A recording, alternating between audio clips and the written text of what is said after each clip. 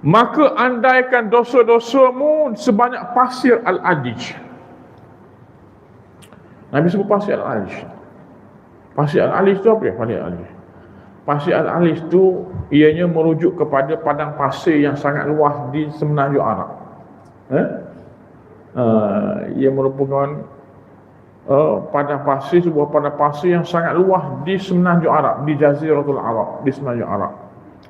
Jadi dalam bahasa Arab klasik, ianya digunakan sebanyak pasir Al-Adij itu untuk sesuatu yang amat banyak dan hampir mustahil dihitung. Seperti mana di padang pasir, seperti mana pasir di padang pasir. Maknanya, walaupun sebanyak mana dosa kamu, tidak terhitung jumlahnya, Allah Ta'ala akan ampunkan semua dosa-dosa itu.